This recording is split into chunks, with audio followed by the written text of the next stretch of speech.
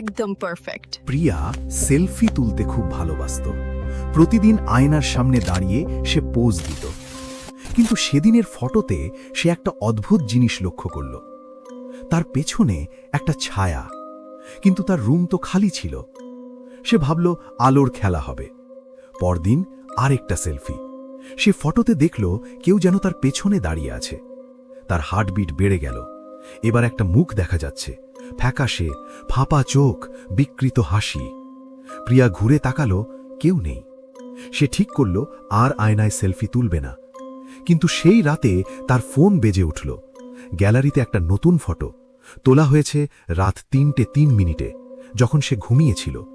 ফটোতে সে আয়নার সামনে দাঁড়িয়ে, চোখ বন্ধ, আর তার পেছনে সেই ফ্যাকাশে মূর্তির হাত তার কাঁধে। পরদিন সকালে প্রিয়ার রুমমেট তাকে ডাকতে এসে দেখল তার ফোন মেঝেতে পড়ে। একটা শেষ সেলফি তোলা হয়েছিল রাত 3:33। সেখানে শুধু সেই ফ্যাকাশে মূর্তি আয়নার সামনে দাঁড়িয়ে হাসছে। প্রিয়াকে আর কখনো দেখা যায়নি।